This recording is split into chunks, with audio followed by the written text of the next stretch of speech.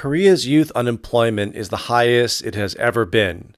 There is fierce competition not only for private sector jobs, but for government opportunities. Last weekend, the Korean government held its test to screen for this year's new entry-level public servants. More than 200,000 applicants took the test for less than 5,000 positions, which sent the competition rate higher than 40 to 1. According to one survey, the total number of applicants studying for public servant exams is about 440,000. In 2017, less than 400,000 babies were born in Korea. So the number of the test takers well exceeds the nation's newborns last year. With the era of rapid economic growth over now in Korea, it's unlikely that we will see a big jump in the number of jobs for young people. That said, strong competition and popularity for government jobs will continue. Reflecting the trend, high schoolers are now taking private academy courses to get a head start for becoming a civil servant. For them, it's not a bad idea to give up a college diploma as early as possible for a stable government job. Everyone has the right to choose his or her own occupation, so there's no problem choosing to work for the government. But if young people in our society have to dedicate their youth to the kind of an opportunity that only has a 40 to 1 chance of winning, it is a huge waste of the nation's energy. The only solution is more jobs, which is easier said than done. The odds of getting hired by the government are 40 to 1. So when we talk about odds, these are the chances of something happening. So I said are 40 to 1. So we usually write it 40:1. So for example, if you were to bet money on something that was, let's say the odds were 4 to 1, you bet $10 on the odds something 4 to 1. So that means out of every 4 tries, one time it'll win. So your odds are 25%. So if you bet $10 and won, you would get 40. However, if the odds are 40 to 1, the percentages drops. So a 40 to 1 means your chances of winning are 2.5%. But if you do win on a $10 bet, that would be $400. So we describe something's going to happen as odds. What are the odds? Are they good? Are they bad?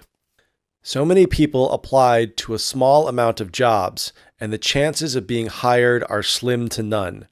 So like I said, the chances or percentage of getting this government job are 2.5%. So we said slim to none. So if your chances are slim to none, that means you're almost not guaranteed to get the position. It's never going to happen. It may happen, like a 2% chance, but it's not going to be a high level or high percentage of something's going to happen. So we say slim to none means very little chance of it happening. Rather than working for a company, working for the government is highly sought after because it offers better job security. So I said working for the government is highly sought after. If something is sought after, that means it's something that a lot of people want, or a lot of people want to have. So a government job, due to its benefits, is sought after because many people want that. And I mentioned later because of job security. So working for the government has job security. It is very, very difficult to be fired, or you cannot really be laid off from the government. So that's job security, means your job is secure, it's safe. So that is why it is sought after. People entering the job market think the benefits of working for the government outweigh working in the private sector. So I said that the benefits for working for the government outweigh working in the private sector. So when you outweigh something, you're comparing the two. So they think working for the government is better in the long run than working in the private sector. When you're outweighing, you're comparing two things and see which one that you want more. Young people who invest a lot of time and money to study for the exam may not land a government job in the future. So I said we may not land a government job. We use land as a verb, not only to land a plane or a ship's landing. We also use it to get. So did you land the job? No, I didn't land it.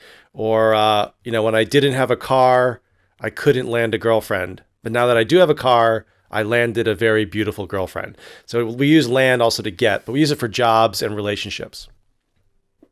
There are too many people applying for too few government jobs. The odds are stacked against them. So we talked about odds before. So if we say the odds are stacked against you, meaning the chances of you winning or succeeding are very low. So 40 to 1, imagine a huge stack of 40 versus 1. That means the odds are not very good. So the odds are stacked against you means something will not happen for you, or you won't be successful. But if we said if the odds are in your favor, that means your chances of winning are much greater. So the opposite is the odds are in your favor. That means you will succeed or will win. Some teenagers in high school understand that it will be very difficult to find a job if they choose to go to college. This is why they have to decide to become civil servants. Some Korean high school students are trying to focus on a government career path rather than taking the risk of graduating from college with no guarantee of employment.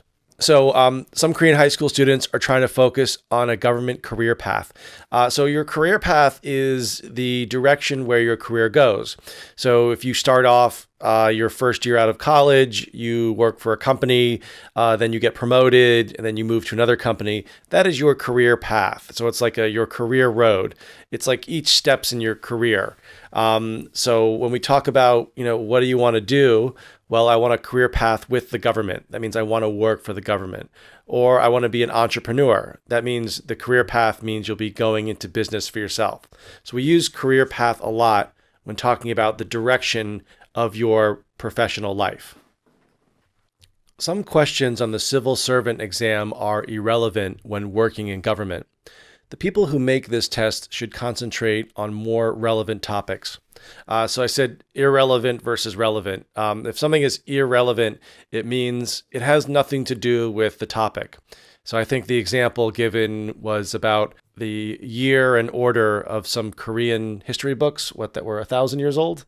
Yeah. So if you're asking about Korean books that were written 1,000 years ago, I think that's quite irrelevant in dealing with working for the government. However, if you asked about ethics or documentation, those topics would be more relevant to working for the government. So we said irrelevant, the opposite is relevant. The people who design the test are notorious for asking strange questions and throwing curveballs to the test takers. This may be a part of their strategy, but the test should be focused on questions related to being a bureaucrat. So 3 things here. First, I said the test, people who design the test are notorious for asking strange questions. So if you're notorious for something, you're kind of known for it in kind of a bad way. It means you always do it. For example, my uncle is notorious for leaving bad tips at restaurants. So my uncle, he always leaves very bad tips at a restaurant. So I don't like eating with him. He's notorious for that. Next, I said that they are throwing curveballs to the test takers. We call it a curveball or a curveball question. It's related to baseball. So in baseball, you have a fastball. It goes in a straight line. But a curveball starts off fast and goes in a different direction and changes its angle as it comes towards you. So a curveball or curveball question is something that you didn't expect in an interview or a test, or something that is not relevant. Or a question that might make you think. For example, a lot of big tech companies will ask curveball questions. For example, how many golf balls are in the air right now around the world? So you'd have to think about how many people are playing golf, is it daytime, is it nighttime, and how many people are hitting balls. And you'd have to answer that question. That is a curveball question, something you cannot prepare for. And finally, I said the test should be focused on questions related to being a bureaucrat. A bureaucrat is another word for government worker. So far in this podcast, we've said public servant, civil servant, and government worker. But someone who works for the government is a bureaucrat. And then working for the government is like, we call it a bureaucracy, a large organization where things have to work a certain way, with usually a lot of what we call red tape or administrative obstacles, kind of very difficult to move forward. So that's a bureaucracy, and the people who work for it are bureaucrats. And to describe something that is like working for a large organization, we say it's very bureaucratic as the adjective. Thanks for listening, guys, and downloading. Bye-bye.